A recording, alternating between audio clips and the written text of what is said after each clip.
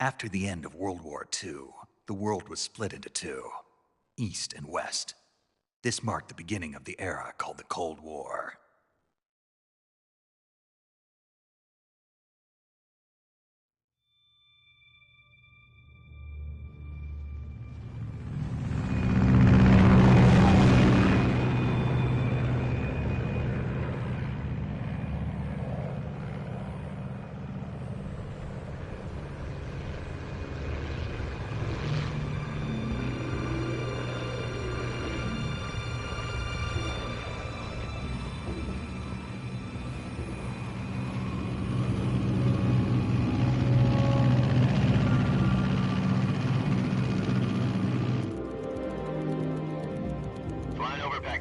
Altitude 30,000 feet. Approaching Soviet airspace. 20 minutes to drop off. Commencing internal depressurization. Equipment check. Arm main parachute. All right. You ready to go? Drop zone still showing a high pressure mass. Cav okay. Good. We've got high visibility.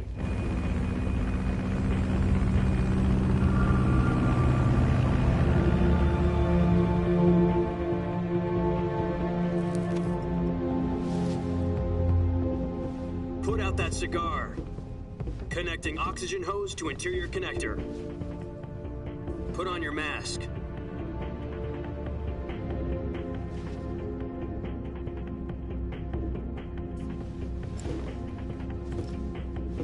Does this panty waste know what he's doing? Approaching release point. 10 minutes to drop off. Hey, are you deaf? He said put out the cigar and put on your mask.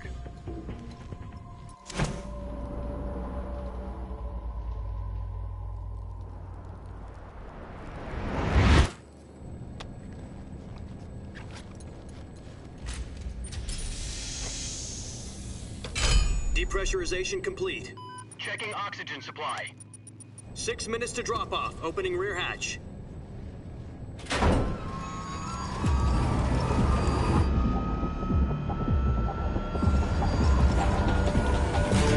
Sunrise.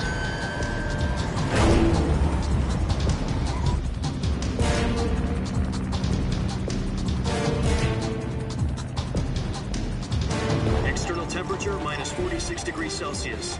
2 minutes to drop off. Stand up. You'll be falling at 130 miles per hour.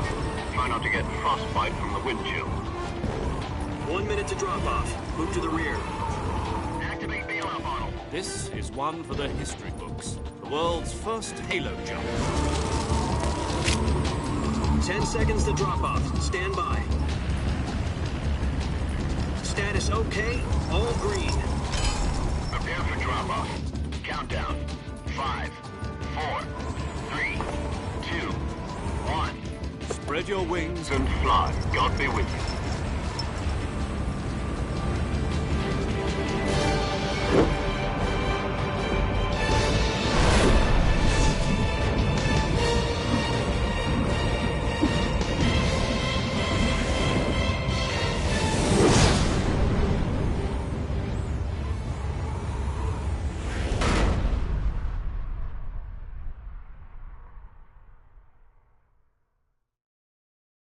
Jack, I've got some important news. The head of the CIA has finally given us the green light for the Virtuous mission. Virtual mission? No, the Virtuous mission. The future of our Fox unit depends on it. If it succeeds, we'll be officially organized into a unit. Virtuous mission? Sounds like some kind of initiation ritual. You know, don't get cocky. This isn't a training op. Right. So what exactly is this wonderful mission? Well, about 2 years ago, a certain Soviet scientist requested asylum in the West through one of our moles. His name is Nikolai Stepanovich Sokolov. He's head of the OKB-754 Design Bureau, one of the Soviets' top-secret weapon research facilities, and the East's foremost expert on weapons development. Sokolov? Isn't he that famous rocket scientist? The very same. On April the 12th, 1961, the Soviets achieved the first manned spaceflight in history. The Earth was blue, but there was no God. Well spoken. The rocket that carried Yuri Gagarin into orbit was the A-1, known as the Vostok rocket. Sokolov is said to be the man most responsible for the multi-engine cluster used in that rocket. After Gagarin's flight, Sokolov left rocket development to become the head of the newly established Design Bureau. From a lowly technician to head of a design bureau, that's quite a success story, so why do you want to defect? It seems he'd become afraid of his own creations. Afraid? Call it a crisis of conscience. And for that, he left his country and his family behind and went over the fence? Not exactly. One of his conditions was that his family was also to be taken safely to the west. We used a mole to get the family out first and succeeded in sneaking Sokolov over the Berlin Wall shortly afterwards. I was the one who conducted the operation. The security on the eastern side was still full of holes back then. Then what? We got Sokolov over in one piece, but the whole ordeal had left him exhausted, and we checked him into a hospital in West Berlin. It took him 2 weeks and more than 600 miles to get from the research facility in the Soviet Union to Berlin. He was in no condition to say anything coherent. And it was only a week later that we had something much bigger on our hands. The Cuban Missile Crisis. October the 16th, 1962, President Kennedy received word that the Soviets were in the process of deploying intermediate-range ballistic missiles in Cuba. The President demanded that the Soviets dismantle and remove the missiles. At the same time, he announced a naval blockade to prevent further missile shipments from reaching Cuba. But the Soviets didn't back down, instead placing their armed forces on secondary alert. Soviet transport ships carrying missiles continued on course towards Cuba. US and Soviet forces went on alert for an all-out nuclear war. Frantic negotiations were conducted through the UN's Emergency Security Council and unofficial channels to end the hair-trigger standoff. Finally, on October the 28th, the Soviet Union agreed to remove its missiles from Cuba. And so the world avoided a nuclear holocaust. But in order to get the Soviets to pull their missiles out, we had to make a deal. You mean the one where the US agreed to remove its IRBMs from Turkey? No. The Jupiter IRBMs deployed in Turkey were obsolete, and we were going to get rid of them anyway. They had no strategic value whatsoever to either the US or the Russians. The Turkey deal was a ruse, a cover story that was fed to the other intelligence agencies around the world. So what did the Russians really want? Sokolov. They wanted us to return Sokolov. You mean the Soviets pulled out of Cuba just to get their hands on Sokolov? That's right. What the hell was he working on? At the time, we had no idea. We were running out of time. It was either give up Sokolov or risk full-scale nuclear war. In the end, we had no choice. President Kennedy gave in to Khrushchev's demand. The next day, I got Sokolov out of the hospital, handing him over to agents on the eastern side. Sokolov kept on screaming, "Save me," until he disappeared from my sight. Then, a month ago, we received some new information from one of our moles. About Sokolov? Yes. He was taken back to the research facility and forced to continue working on the weapon in question under KGB supervision. What's more, it's on the verge of completion.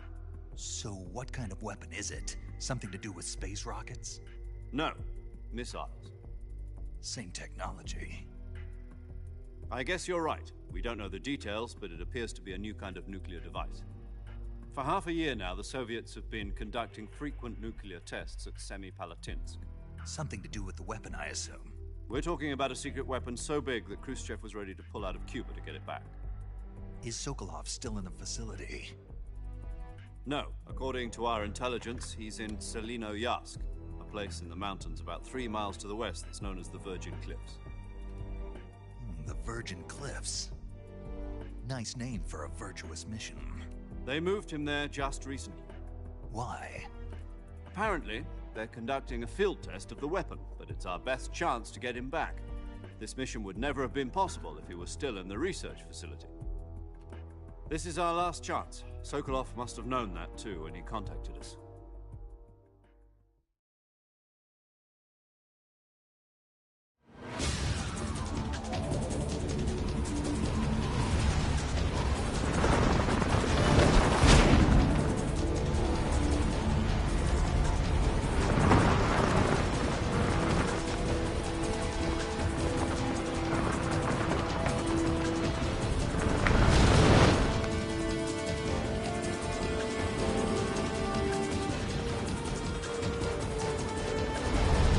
Listen up, Jack. Your mission is to infiltrate Selino Yask in the Soviet mountains, ensure the safety of Sokolov, and bring him back to the West.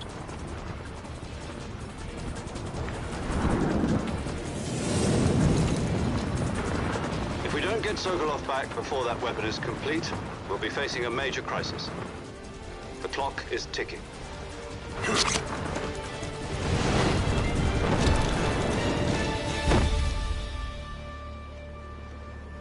Once we've confirmed the rescue of Sokolov, stand by at the recovery point. A recovery balloon will be dropped at that point. Helium will be pumped into the balloon to inflate it. The process takes about 20 minutes. Once it's complete, the gunship's arm will latch onto the balloon and pull it up. The Fulton surface-to-air recovery system. I'm familiar with the theory. Take it easy. It's been combat-proven. Do you think Sokolov is up to it? The shock will be less than during a parachute jump, and the arm can handle up to 500 pounds. So you're planning on going over the border in a single combat talent? She's equipped with two 6-barrel 20mm Vulcan cannons, as well as two 40mm machine guns. Sounds like she could hold her own against a battalion of tanks. Even with the fuel in the reserve tank, we're facing a 4-hour time limit. If all goes well, it shouldn't take more than a few hours. Home in time for dinner. But if anything goes wrong, you'll be eating dinner, breakfast, and all the rest of your meals in the jungle.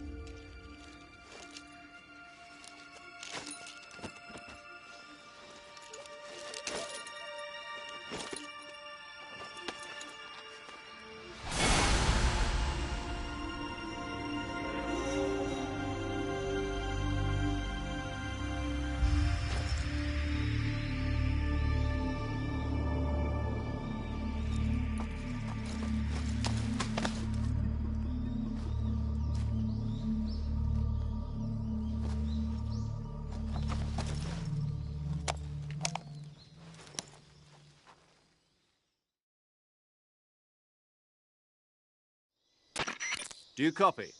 You're already in enemy territory, and somebody might be listening in. From here on out, we'll be using code names to refer to each other. Your code name for this mission will be Naked Snake. I'll be referring to you as Snake from now on. You're not to mention your real name. Snake? What, you don't like snakes? What do you mean? You've eaten one before, haven't you? In survival training. I'm glad to hear that. I don't know if I'd ever order one in a restaurant, but... Be careful, you might not have a choice. What about you, Major? What should I call you? Let's see. I'll be Tom. Call me Major Tom. This will be a sneaking mission. You must not be seen by the enemy. You must leave no trace of your presence. Is that clear? This kind of infiltration is the Fox unit's speciality. In other words, weapons and equipment are procured on site. That goes for food as well. You're completely naked, just as your name implies. Great. Now I see why you asked me if I like snakes. I suppose calling me Snake was your idea of a joke, too. No. There's a good reason for that. I'll tell you later when the time is right. Gotcha. Getting back to the subject, how exactly am I supposed to feed myself? You've been issued a knife and a tranquilizer gun. Use them to hunt for food. You'll also find some medical supplies in your backpack. Yeah, about the backpack. I lost it in a tree on the way down. I see. Well, you'd better go back and get it then. You know where it is? No problem. I can see it from here. It's stuck on a branch. To climb a tree, stand in front of a tree that's covered in ivy and press the action button. I'll be monitoring your progress over the radio. We can't risk violating Soviet airspace, but I'll be in the gunship. My frequency is 140.85. I'll give you a call if I need to talk to you. If you need to talk to me, use the send function. Okay, Snake, go get your backpack.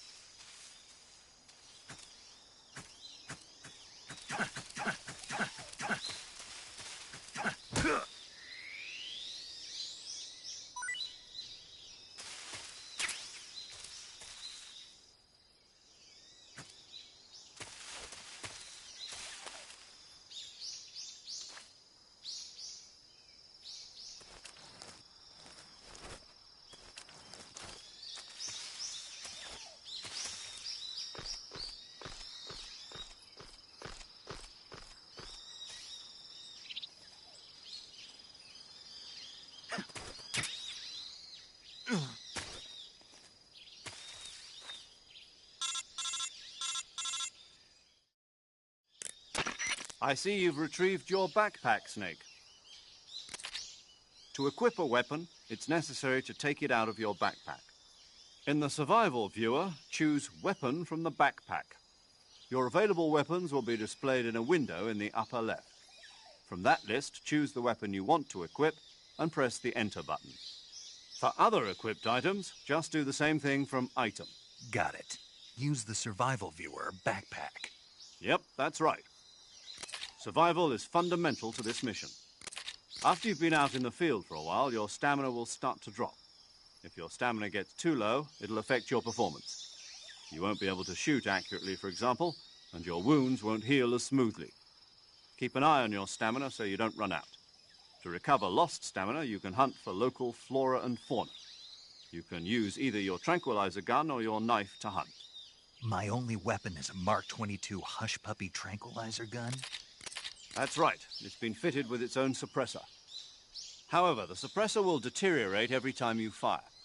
Once its durability reaches 0, the noise suppression effect will be gone. So don't get too trigger-happy with it. The suppressor's durability is shown in the icon. Any weapons and equipment beyond what you're carrying now, you'll have to find as you go. I have to find my own weapons and equipment? Whose crazy idea was this anyway? Solo covert actions are standard Fox operating procedure. You can't leave any traces of your presence. No weapons, equipment, footprints, sweat, or bodily waste. The same goes for bullets and cartridges, too. Your presence in enemy territory is already a violation of international conventions of warfare. There aren't supposed to be any American soldiers in Russia. It could spark an international incident. You can't let anyone see you. You can't let the enemy know you're there. This is a stealth mission. You're a ghost, Snake, in every sense of the word. And there'll be no rescue if you're captured. The military and US government will deny any involvement in the affair. Then I'll just have to take care of myself, huh? I'm afraid so. You've been given a fake death pill for that purpose. SIS guidelines stipulate that soldiers on covert ops like this one be issued a potassium cyanide capsule. Tape it to your body so you can take it when you need to. How generous of you. Use it if you're taken prisoner by the enemy. It'll send you into a state of false death for a short time. Fooling them into thinking that I'm really dead. So how do I come back to life? Just take the revival pill. You mean that thing they put in my tooth before the mission? That's the one. But be careful. If you remain in a state of false death for too long, nothing will be able to bring you back. Remember that. I'll keep it in mind. You said this was a solo mission, right? Right. I guess that means I can't count on any reinforcements. Correct. The mission rests entirely in your hands. A real one-man army. Relax. There's a support team ready to back you up over the radio. Who? I'll introduce them to you. This time, survival is of utmost importance. The first member of the support team will be in charge of monitoring your physical condition, acting as a medic, so to speak, as well as recording your mission data. She's a member of Fox as well, and she's here on the gunship with me. She? Hello, Snake. I'm paramedic. Nice to meet you. Paramedic. As in a medic who comes in by parachute. Aren't you going to tell me your real name? Are you going to tell me yours, Mr. Snake? My name, huh? It's John Doe. And they call you Jack for short. You're a regular Captain Nemo. A name means nothing on the battlefield. After a week, no one has a name. What's your name? Jane Doe. Very funny. I wasn't joking, but I'll tell you my name only if you manage to make it back alive. My frequency is 145.73. She's also in charge of recording your mission data. Whenever you want to save, send a message over the reserved save frequency, 140.96. So saving lets me record my mission data. That's right. It also records the state of your health. Good to know. There's one more person I want to introduce you to, Snake. Huh? Speaking of snakes, you remember the boss, don't you? A legendary soldier and your mentor. Actually, it was the boss that got the DCI's authorization in the first place. She's going to be serving as Fox's mission advisor. The boss is? She also helped me plan this mission. She and I were at SAS together. Jack, is that you? How many years has it been? Boss? That's right. It's me. Oh. Talk to me. Let me hear your voice. It's been 5 years, 72 days, and 18 hours. You've lost weight. You can tell just by the sound of my voice. Of course I can. I know all about you. Really? Well, I don't know anything about you. What's that supposed to mean? Why'd you disappear on me all of a sudden? I was on a top-secret mission. You didn't need me anymore. But there were still so many things I wanted you to teach me. No, I taught you everything you needed to know about fighting techniques. I taught you all I could. The rest you needed to learn on your own. Techniques, sure. But what about how to think like a soldier? How to think like a soldier? I can't teach you that. A soldier needs to be strong in spirit, body, and technique. And the only thing you can learn from someone else is technique. In fact, technique doesn't even matter. What's most important is spirit. Spirit and body are like two sides of a single coin. They're the same thing. I can't teach you how to think. You'll just have to figure it out for yourself. Listen to me, Jack. Just because soldiers are on the same side right now doesn't mean they always will be. Having personal feelings about your comrades is one of the worst sins you can commit. Politics determine who you face on the battlefield. And politics are a living thing. They change along with the times. Yesterday's good might be tomorrow's evil. Is that why you abandoned me? No, it had nothing to do with you. I already told you, Jack. I was on a top-secret mission. A soldier has to follow whatever orders he's given. It's not his place to question why. But you're looking for a reason to fight. You're a natural-born fighter, but you're not quite a soldier. A soldier is a political tool, nothing more. That's doubly true if he's a career soldier. Right and wrong have no place in his mission. He has no enemies and no friends. Only the mission. You follow the orders you're given. That's what being a soldier is. I do whatever I have to get the job done. I don't think about politics. That's not the same thing. Sooner or later, your conscience is going to bother you. In the end, you have to choose whether you're going to live as a soldier or just another man with a gun. There's a saying in the Orient, loyalty to the end. Do you know what it means? Being patriotic. It means devoting yourself to your country. I follow the president and the top brass. I'm ready to die for them if necessary. The president and the top brass won't be there forever. Once their terms are up, others will take their place. I follow the will of the leader, no matter who's in charge. People aren't the ones who dictate the missions. Then who does? The times. People's values change over time, and so do the leaders of a country. So there's no such thing as an enemy in absolute terms. The enemies we fight are only enemies in relative terms, constantly changing with the times. As long as we have loyalty to the end, there's no point in believing in anything, even in those we love.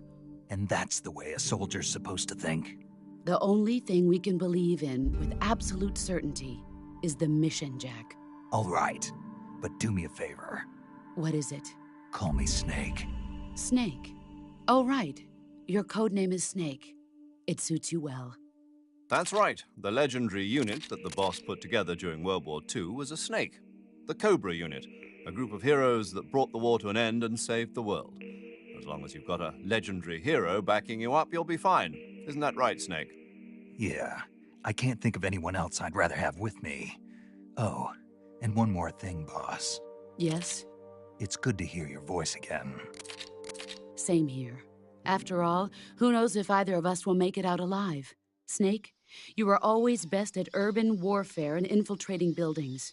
But this is the jungle. Survival is going to be key. Those CQC techniques I taught you are sure to come in handy. CQC? Close quarters combat, huh? I've been in the Green Berets for the past few years. I'm probably pretty rusty. Not to worry. I'll be here to help you remember. After all, this is your first actual survival mission. I'll be supporting you over the radio. Where are you, boss? Next to the Major?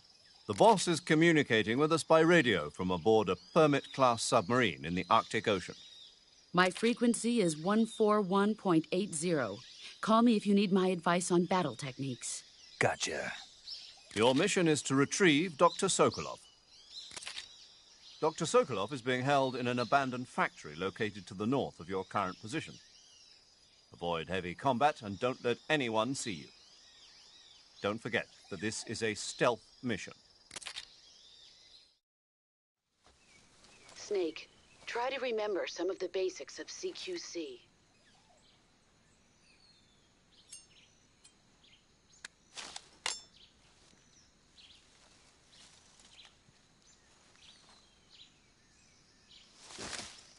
Commencing virtuous mission now.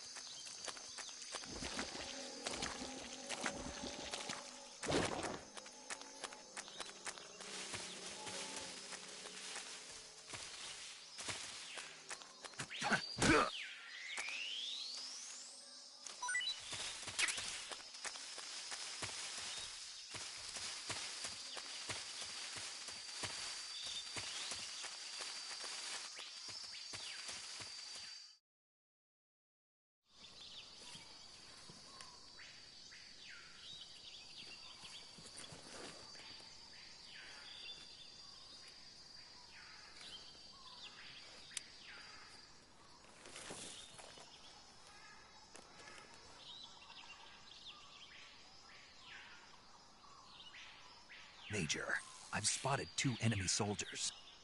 They're probably KGB troops sent to guard Sokolov. AK-47s and grenades.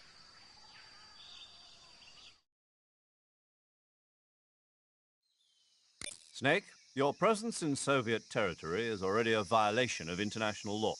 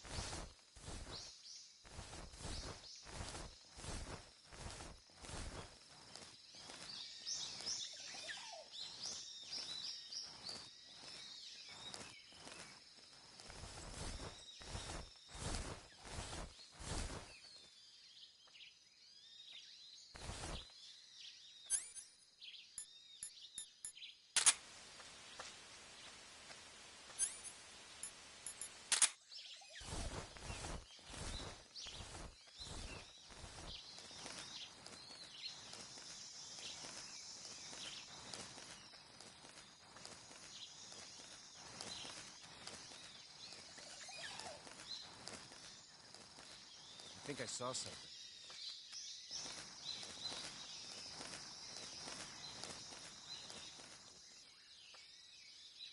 Huh. Guess I'm seeing things.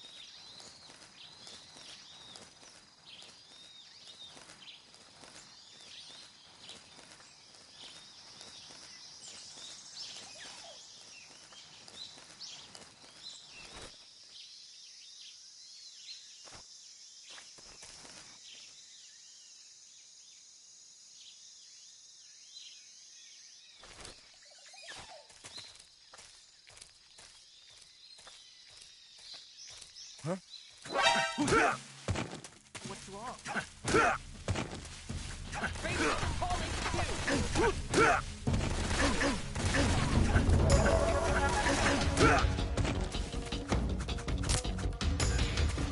Great. Can't use the radio.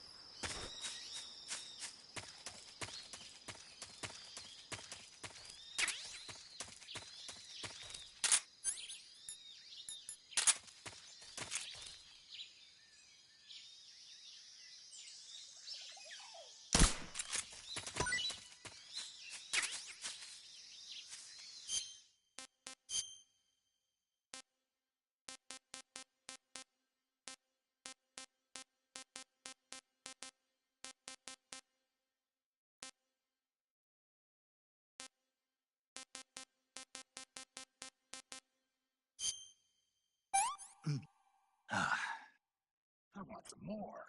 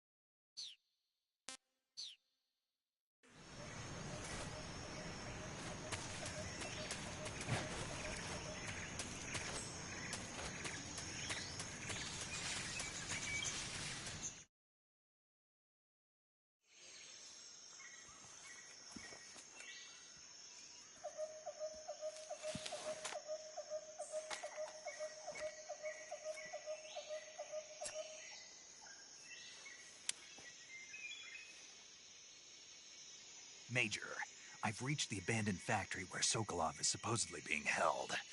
This place is a dump.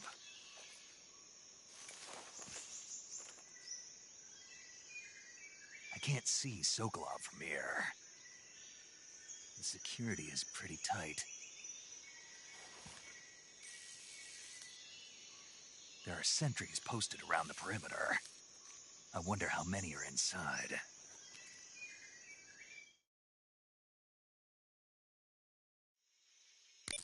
Your objective, Sokolov, is inside the factory. They should be holding him in a room in the northeast section. Northeast section. Got it. Be careful. Your mission is to bring Sokolov back alive. He must not be exposed to any kind of danger. Do not approach Sokolov while in the alert phase. Right. Oh, and one more thing, Snake. You mean there's more? No, it's just that when you get to Sokolov, I want you to tell him something from me. And that is? Sorry for being so late. Is that all? Yes. Understood. Beginning my approach to the target.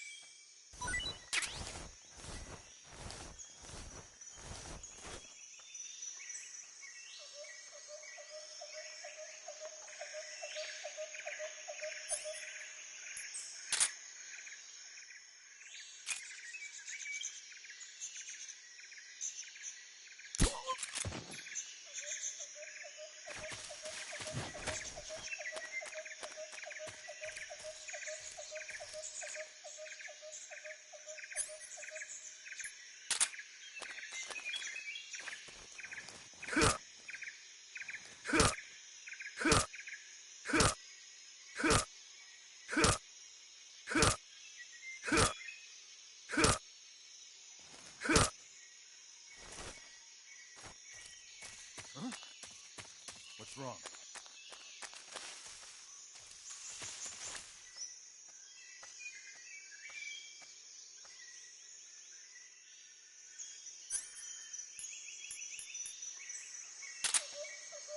Intruder! You should be around.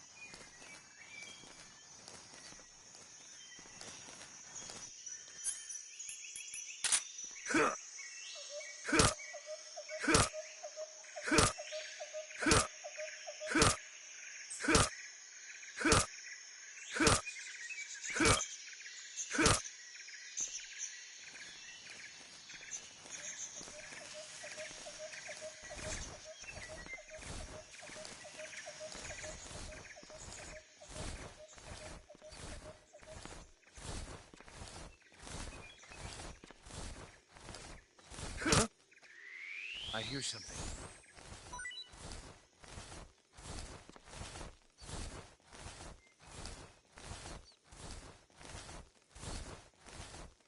There's nothing here.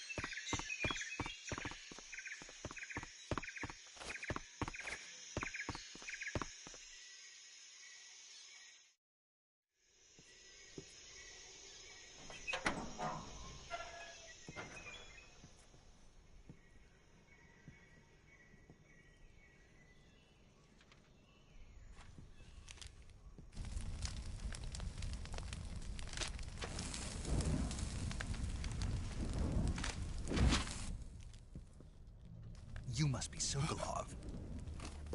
Are you one of Volgin's men? You'll never get it from me. No. I'm a CIA agent.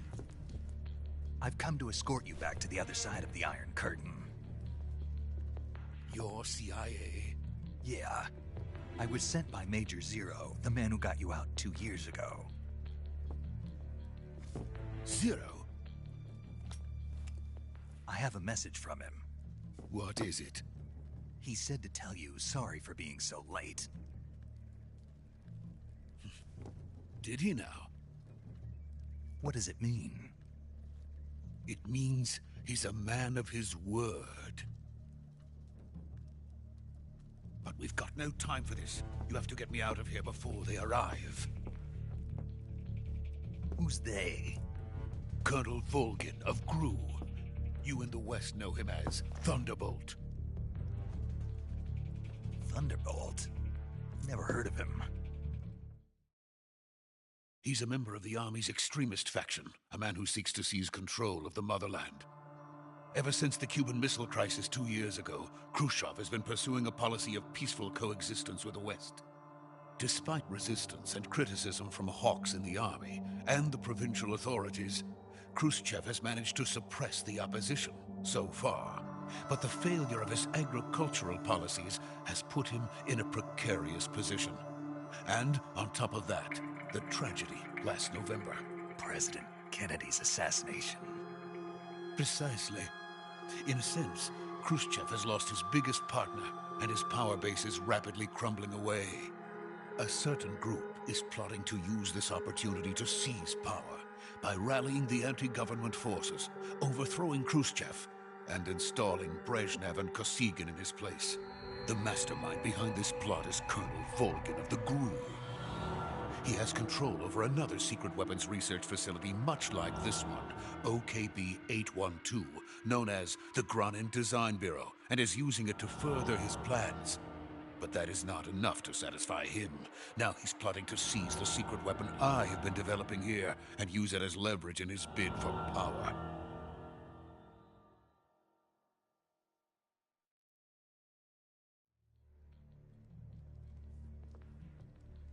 The intelligence says that they are going to make their move during the test. Then, the soldiers outside. Exactly. They wouldn't need that many men just to keep me inside.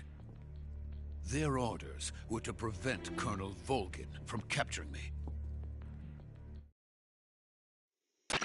Major, this is Snake. Sokolov is safe with...